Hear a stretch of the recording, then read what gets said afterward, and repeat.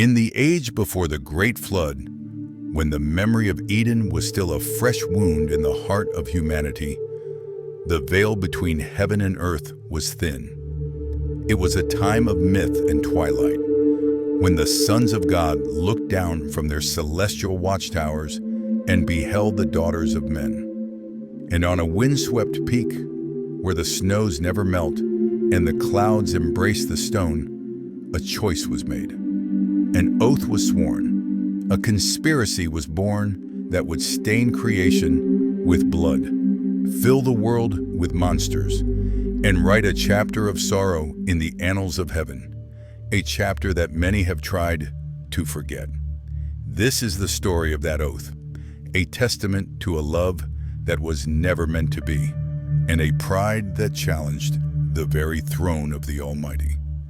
It is the story of the Watchers. Before we descend from that fateful mountain, we must first ask, from where does this haunting narrative come? It is not found in the familiar pages of Genesis, not in the way we tell it now. It is a whisper from the margins of Scripture, a story preserved in a book that has journeyed through fire and shadow, a text known as the first Book of Enoch. For centuries, it was lost to the Western world, known only through fragments and the echoing quotes of early church fathers like Irenaeus and Clement of Alexandria, who saw in its pages a profound key to understanding the origins of evil. It was treasured by the first Christians, read in their assemblies, and then, for reasons of shifting theology and the firming of canons, it was set aside. It became apocryphal, hidden away, surviving completely only in the ancient liturgical language of Ethiopia, guarded by a faith that never forgot. The book is ascribed to Enoch, the seventh patriarch from Adam, that enigmatic figure of whom Genesis tells us so little, only that he walked with God and he was not, for God took him.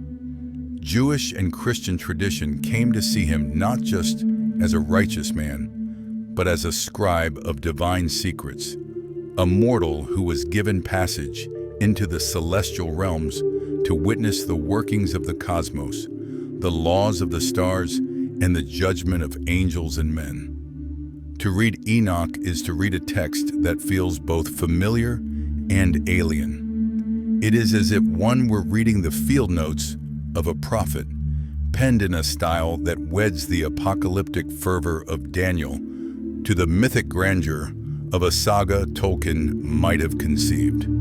It is a window into a worldview where the spiritual and the physical were inseparable, where every mountain, every river, every star was alive with divine purpose, and where the choices of a few could unravel the fabric of reality. It warns us, from across the millennia, that the greatest sins are not born from hatred, but from a love that has lost its way. It is a story of beauty, of tragedy, and of a fall from a height we can barely imagine. So let us return to that primordial world. Picture an earth younger than our own, vibrant with a life force that was raw and untamed. Humanity, cast out from the garden, but still bearing the divine spark, began to multiply in the valleys and plains. They built the first cities of wood and clay. They tilled the first fields. Their lives a simple tapestry of birth and labor, love and loss. And watching over them from the ramparts of heaven were the egregoroi, the Watchers. They were not angels in the way we often picture them, with gentle wings and placid smiles. These were the sons of God, beings of a different order, magnificent and terrible. Their forms were said to be woven from light and spirit, their eyes like burning lamps, their voices like the rushing of many waters. They were sent by the Most High not to interfere, but to stand sentinel, to guard the burgeoning creation against ancient, unseen evils, and to ensure that the great cosmic order was maintained. Theirs was a ministry of silent vigilance, a holy and solitary task. For uncounted ages they fulfilled their duty, their pure minds fixed on the divine will, their hearts untroubled by the fleeting dramas of the mortal world below. They were guardians, shepherds of a flock they were forbidden to touch. But vigilance over long eons can curdle into fascination. And fascination, when nurtured in a heart of fire and power, can become a dangerous, consuming hunger. The guardians began to watch the daughters of men, not as protectors, but as admirers. From their celestial station, they looked down and saw the fleeting, fragile beauty of humankind. They witnessed the grace in the way a woman drew water from a well, the light in her eyes as she sang to her child, the warmth of a family gathered around a fire at dusk. They saw the whole panorama of human life, its joys, its sorrows, its simple, profound capacity for love. And for these eternal, unchanging beings, it was intoxicating. For what is eternity without the texture of experience? What is perfection without the vulnerability of a beating heart? A longing began to stir within them, an ache for the tangible, for the ephemeral, for the dance of life and death from which they were forever excluded. They saw that the daughters of men were fair, and a thought, venomous and sweet, began to take root in their divine minds. Why should they only watch? Why should they not also partake? The thought smoldered, a secret coal passed between them in silent glances, until one among them, their leader, a mighty angel named Shemyaza, gave it a voice. He was, some traditions say, one of the most radiant of his order, his wisdom vast, and his power second only to the archangels who stood before the throne. But in his heart, the fascination had given way to a burning desire, a lust not just for flesh, but for a life he was never meant to know. He gathered his companions, the 200 chiefs of the angelic orders who shared his watch, and he laid bare the temptation that plagued them all. He spoke to them, his words like a spell, weaving a vision of a new existence, a merging of heaven and earth. I fear, he said, his voice echoing in that spiritual space, that you will not agree to do this deed, and I alone will have to pay the penalty of this great sin. There was a moment of terrible silence. The angels understood the cost. This was not a minor transgression. This was rebellion. This was a violation of the fundamental order of creation, a severing of their bond with the divine light. It was a choice to abandon their sacred post, to forsake their heavenly nature for an earthly one. Shemyaza's cunning was that he framed this treason not as a solitary fall, but as a pact of brotherhood. He was offering them a shared destiny. If they were to be damned, they would be damned together, bound by an unbreakable oath. His fear was not for the sin, but for committing it alone. It was the hubris of a leader twisting solidarity into a suicide pact. And so, on the summit of Mount Hermon, a place whose very name in Hebrew would come to mean a curse, they gathered. The wind howled around them, a mournful chorus to their transgression. The stars above, their distant, silent brethren, seemed to watch with cold dread. 200 of the mightiest watchers, the celestial princes of the old world, stood in a circle. One by one, they spoke their names, a roll call of future damnation. And then, as Shemyaza led them, they swore the oath. They bound one another with curses, invoking the ultimate penalty upon themselves should any falter, should any turn back from their shared purpose. The spiritual foundations of the mountain shuddered. A wound, unseen by mortal eyes, was torn open in the world. The pact was sealed. There was no turning back.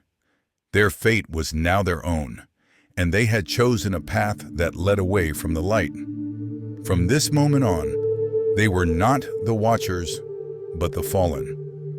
Their descent was not like the crashing of a meteorite, but like the slow, insidious seeping of poison into water. They came down from the sacred mountain, cloaking their terrible majesty in forms that were pleasing to the human eye. They appeared among the tribes of men not as invaders, but as benefactors, as gods walking the earth. They were charismatic, beautiful, and wise beyond any mortal measure. And as the Book of Enoch tells us, they took unto themselves wives of all whom they chose.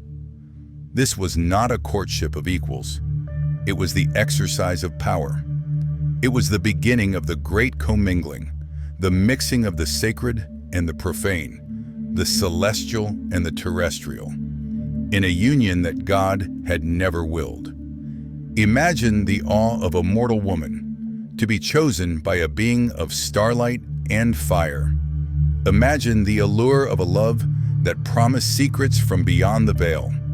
But this union, born of angelic lust and human frailty, was a perversion of the sacred act of creation. It was the first and greatest transgression from which all others would flow. For the angels did not just take wives. They began to unravel the divine order by sharing knowledge that humanity was not yet ready to receive. Their love, if it could be called that, was a selfish love, and its fruit would be corruption. They began to teach. What they taught was not evil in itself, but it was knowledge given without wisdom, power without restraint, and it would irrevocably poison the soul of mankind. The angel Azazel, who some traditions equate with the scapegoat of Leviticus, was chief among these teachers of forbidden things. He saw the burgeoning conflicts among the tribes of men, and instead of promoting peace, he taught them the art of war. He showed them the secrets of the earth, how to dig for metals, not for tools to build, but for weapons to kill. He taught them how to fashion swords and knives, shields, and breastplates. He armed humanity's envy and anger, turning fistfights into battles and grudges into wars. The first blood spilled with a crafted weapon was a sacrifice to Azazel's tutelage. He also taught the arts of vanity. To the women, he revealed the secret of cosmetics, how to make bracelets and ornaments, how to use antimony to beautify their eyelids and color their cheeks. It was not the art that was the sin, but its purpose, to incite lust, to foster vanity, to turn the gaze of the soul from the inward to the outward, from the eternal to the superficial. He taught them to adorn the vessel while forgetting the spirit within. And the corruption did not end there. The other chieftains among the fallen opened their own schools of forbidden lore, each taking a piece of divine wisdom and twisting it into a tool of human empowerment and spiritual rebellion. Shemyaza, their leader, taught the arts of sorcery, the enchanting of spells, and the cutting of roots for magical purposes. He gave humanity power that belonged to the spirit realm, allowing them to command and conjure, to curse and to bind, divorcing power from righteousness. Other angels, like Vigil and Kokabel, unveiled the secrets of the heavens. They taught astrology and the meanings of the constellations, not so humanity could gaze in wonder at the handiwork of the Creator, but so they could seek to divine their own futures, to read their fates in the stars rather than trusting in divine providence. They turned the celestial tapestry, a testament to God's order, into a pagan horoscope, a source of fatalism and a tool for soothsayers. What they offered was a shortcut to power, a shortcut to knowledge, a shortcut to security. But it was a path that led away from God. Mankind, once living in a simple, if sometimes fearful, trust in the Most High, now began to traffic in charms, omens, and secret knowledge. The world grew darker, more complex, more dangerous. The simple prayers of the heart were replaced by the incantations of the sorcerer. The patient observation of the seasons for planting and harvest was supplanted by the anxious scrying of the astrologer. The angels had promised to elevate humanity, but instead they had enslaved it to new fears, new superstitions, and a new dependence on the powers of the earth and the lower heavens, rather than the God who made them. The sin was subtle and profound. They were teaching humanity to build a world without God, using the very secrets of His own creation. And all the while, the seed of their original sin was growing in the wombs of the women they had taken. The fruit of this forbidden union was about to be born. And they became pregnant, and they bore great giants. This is the stark, terrifying pronouncement of the Book of Enoch. The children of the Watchers and the daughters of men were not human. They were not angels. They were a third thing, an abomination, a race of titans known as the Nephilim. Imagine their birth, a rending of the natural order. Beings of immense size and strength, possessing the unearthly power of their celestial fathers and the ravenous, mortal appetites of their human mothers, magnified to a monstrous scale. Some traditions say their height was as much as 300 cubits, a scale that is hard for the mind to grasp. Beings who were walking mountains of flesh and bone. Their very existence was a blasphemy, a living, breathing testament to the angels' sin. They were tragic creatures, born into a world where they had no place, caught between a heaven they could never enter and an earth they could not help but destroy. Their hunger was as vast as their stature. The text tells us that at first, humanity labored to feed them. The fields were tilled, the storehouses emptied, the toil of an entire generation offered up to satisfy the insatiable hunger of these demigods. But it was never enough. The Nephilim devoured all the acquisitions of men. They ate the grain from the fields, the fruit from the trees, the cattle from the pastures. Their hunger was a physical manifestation of the spiritual void at their core, a hunger that could never be filled. And when the labor of man could no longer sustain them, a dreadful turning point was reached. The giants, their hunger unabated, turned their appetites upon their smaller, weaker kin. They began to devour mankind. The age of wonder was over. The age of terror had begun. The children of the stars had become the cannibals of the earth. The world descended into a nightmare. The Nephilim were not just hungry, they were violent. They sinned against birds and beasts and reptiles and fish, the text says, a horrifyingly simple description of a world thrown into chaos. They drank the blood of animals and, some say, of men. Their titanic footsteps shook the ground. Their shadows fell like a shroud over the sun. The cities of men became their larders, the people a harvest for their endless need. This was the climax of the Watchers' sin. Their desire for the beauty of mortal women had given birth to monsters who were now destroying the very world those women inhabited. Their gift of knowledge had forged the weapons and the pride that now laid humanity low. The whole of creation began to groan under the weight of this violence and defilement. The earth itself, stained with the blood of the innocent, could no longer remain silent. A cry went up from the ravaged world, a cry of agony, a cry of desperation. It was the sound of a creation being unmade, a plea from the blood-soaked soil and the lips of the few who survived. The cry of humanity, thin and desperate, began to ascend, rising past the clouds, past the orbits of the fallen stars, toward the silent, watching heavens from which the trouble first came.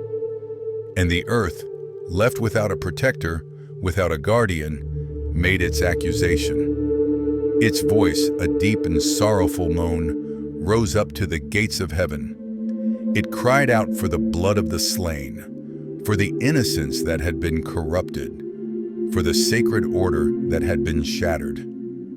And the righteous souls of the dead joined the chorus, their spectral voices pleading from Sheol, the land of shadows, "Bring our cause before the Most High."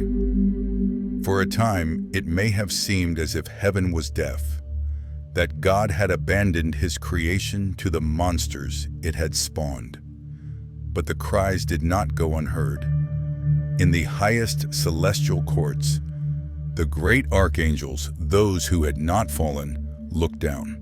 Michael, the warrior prince of heaven. Uriel, the light of God who illuminates the darkness. Raphael, the divine healer.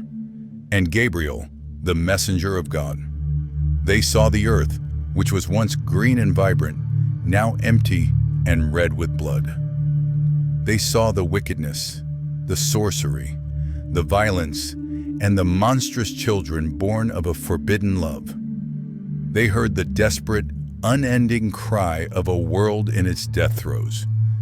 And turning from the sight, their own hearts filled with a holy sorrow, they approached the throne of the Ancient of Days. They came before the throne of glory, a place of unapproachable light, where seraphim veiled their faces and the very foundations of the cosmos are held in place by the will of the One who sits upon it. They spoke to the King of Kings, the Lord of Lords, their voices a harmony of grief and righteous anger.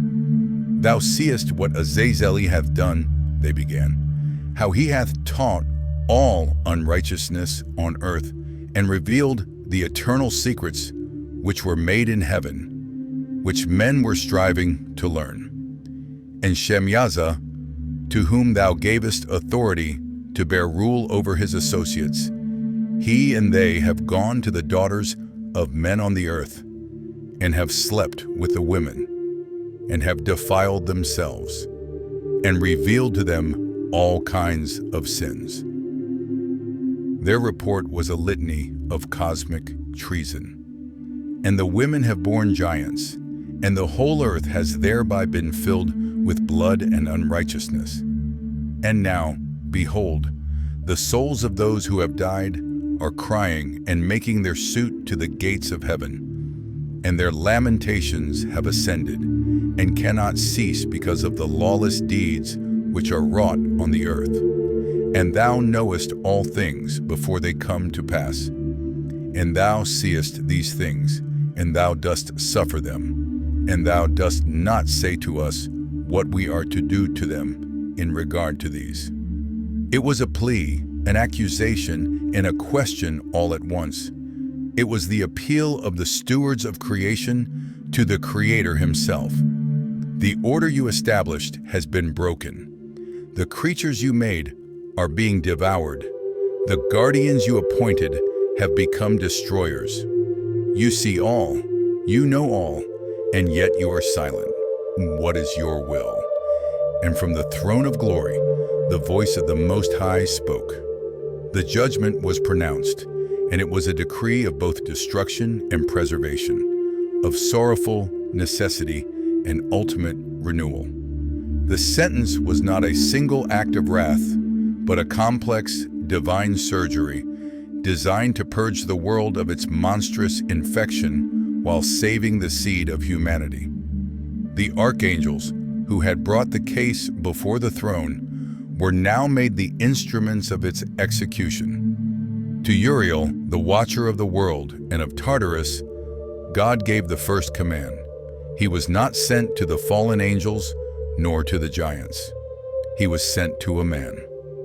"Go to the son of Lamech," the voice commanded, "and say to him, 'In my name, hide thyself, and reveal to him the end that is approaching, that the whole earth will be destroyed, and a deluge is about to come upon the whole earth, and will destroy all that is on it.'"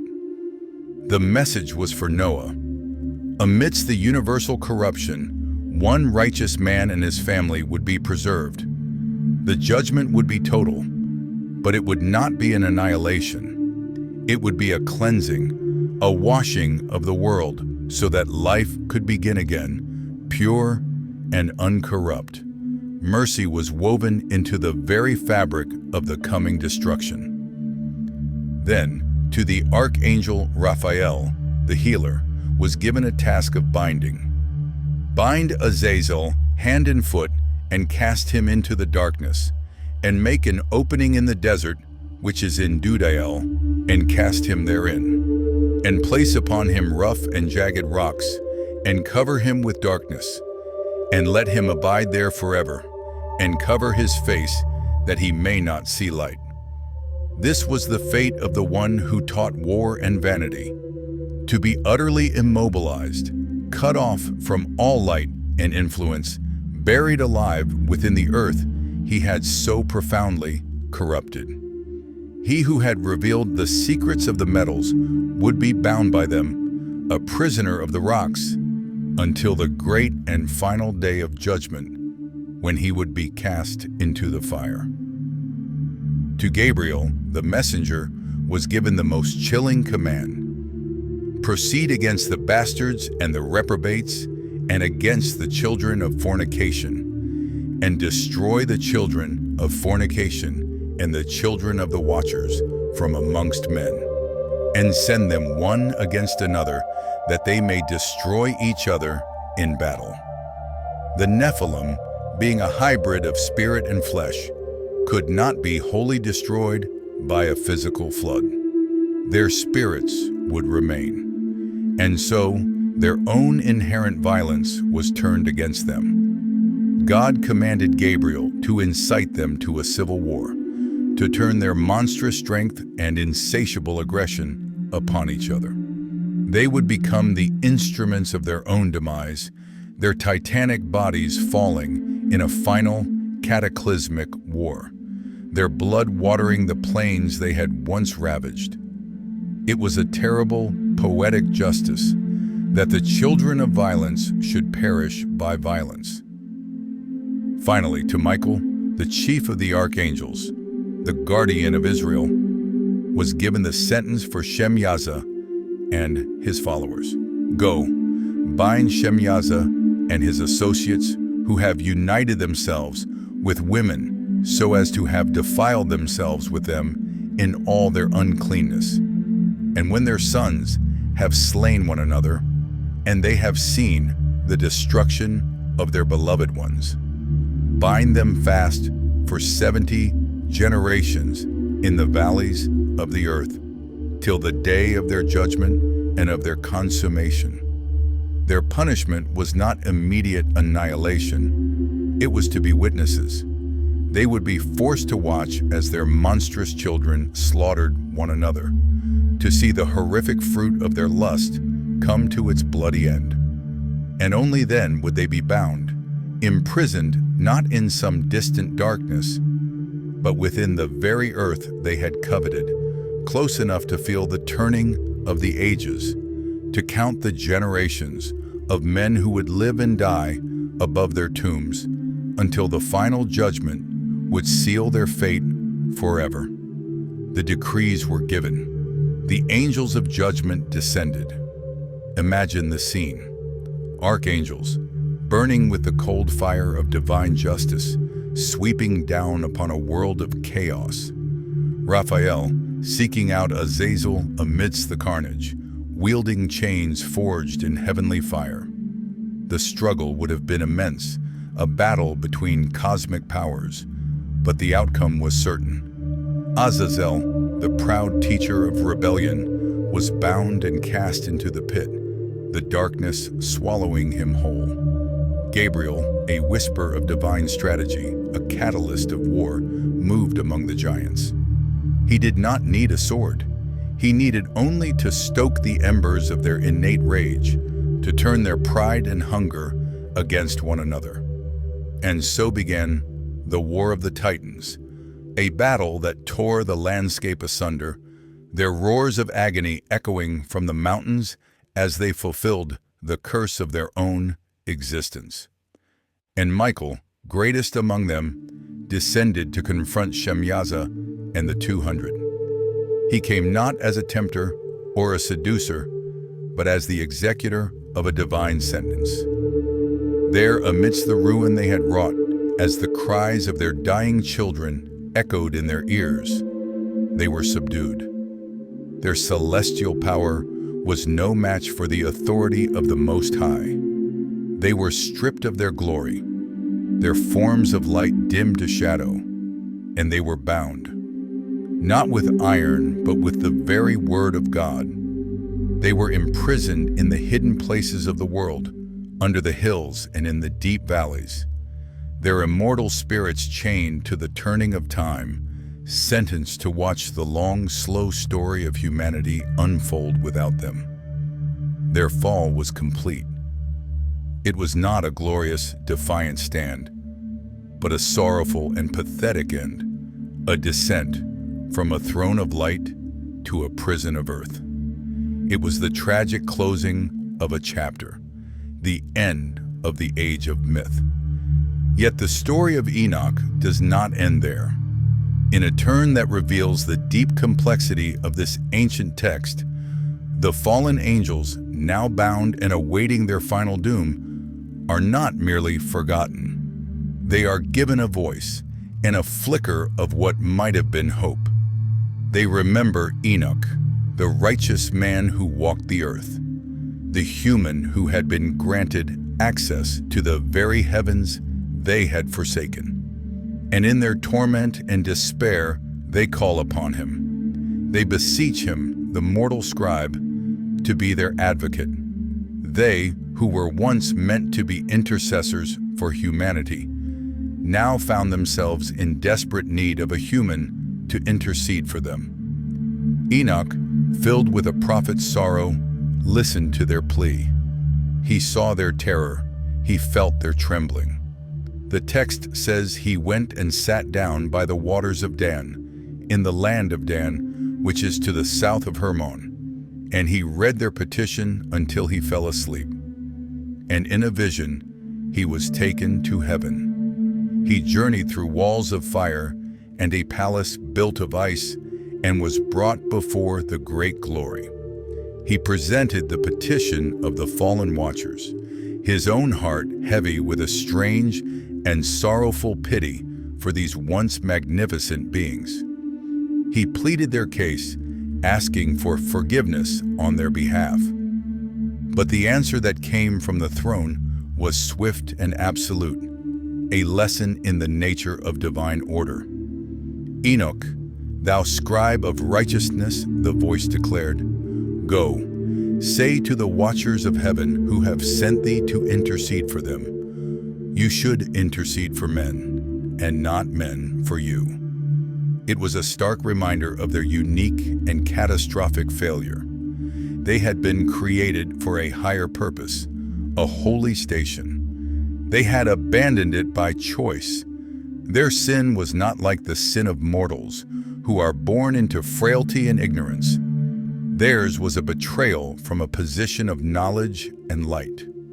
Wherefore have ye left the high, holy, and eternal heaven, and lain with women, and defiled yourselves with the daughters of men, and taken to yourselves wives, and done like the children of earth, and begotten giants as your sons. And though you were holy, spiritual, living the eternal life, you have defiled yourselves with the blood of women, and begotten carnal blood. The judgment was that their natures were now permanently corrupted. For them, there could be no repentance in the same way as for men. They had knowingly stepped out of the order of grace. The verdict was final. There would be no pardon. peace would never be theirs. They were to remain bound until the end of all things. And so we are left, at the end of this ancient story, to contemplate its deep and troubling echoes. This is not a simple fable of good versus evil. It is a profound meditation on the nature of desire, the burden of knowledge, and the catastrophic consequences of pride. The fall of the Watchers began not with malice, but with a longing for beauty, with a desire to experience love. But it was a disordered love, a selfish desire that sought to possess rather than to honor, to take rather than to serve. It warns us that even the most beautiful of impulses, when divorced from the divine will and our proper place in the order of things, can become a monstrous appetite that consumes the world. Their story is also a testament to the danger of knowledge without wisdom. The secrets they taught humanity, metallurgy, sorcery, astrology, were forms of power. But given to a race not yet mature enough to wield them, they became tools of destruction, vanity, and rebellion.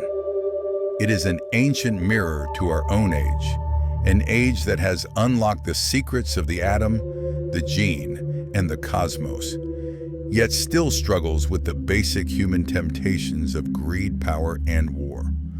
We have more knowledge than any generation in history, but do we have more wisdom? The tale of the Watchers cautions us that knowledge untethered from a moral and spiritual foundation is not a blessing, but a curse waiting to be unleashed. It is the pride, the hubris, of believing that we can be our own gods, that we can redefine the boundaries of our nature, that we can seize the fire of heaven without being burned. The Nephilim, those monstrous giants born of the fall, are perhaps the most tragic figures in the saga. They are a symbol of the principle that sin is never just an abstract act. It is a generative force. It gives birth to monstrosities. It unleashes chaos into the world that takes on a life of its own. And the consequences are always paid by the innocent. The hunger of the giants is the endless, insatiable hunger of sin itself, which consumes all goodness, all labor, all life, and is never satisfied. The story forces us to ask, what giants have our own modern hubris and disordered loves unleashed upon the world? What systems of consumption? What ideologies of power? What forms of violence now stalk the earth with an insatiable appetite? The narrative of Enoch, though ancient, is deeply modern in its diagnosis of the human condition. It reminds us that behind the great tragedies of history, there often lies a story of a boundary crossed, a sacred trust betrayed, a love that turned inward and became a devouring hunger. But even in this grim testament, there is a glimmer of hope. For the story does not end with the triumph of the giants. It ends with judgment and cleansing. The cry of the oppressed does, eventually, reach heaven. The throne of God is not indifferent to the suffering of the earth. The coming of the flood, so often seen as purely an act of wrath, is reframed by Enoch as a necessary, sorrowful act of cosmic healing. It is the washing away of a corruption so profound that no other remedy would suffice. And at the heart of that cleansing is an act of grace, the preservation of Noah and his family. The Creator does not annihilate his creation, but purifies it, allowing for a new beginning. The binding of the angels and the destruction of the giants is a promise that chaos and evil will not have the final word. There is a moral order to the universe, and though it may be violated, it will, in the end, be restored. The story of the Watchers is a testament to the sorrow of fallen glory, a cautionary tale about the cosmic stakes of choice. It speaks of a love that built a prison of its own making and a pride that inherited the dust. It is a silent word from the past, reminding us that true love seeks not to possess, but to serve, and true wisdom seeks not to control, but to revere. What part of this sacred narrative resonated most deeply with your own spirit? Was it the tragic desire of the Watchers, the terrifying hunger of the Nephilim, or the sorrowful justice of the Creator? Leave your reflection in the comments below. The Book of Enoch is one of many such testaments, hidden in the shadows of history, that hold profound truths for our time. If you believe these forgotten truths must be brought to light, share this testament with others who seek wisdom. And to continue our journey together into the silent words of the past, subscribe to this channel and become a guardian of these sacred stories.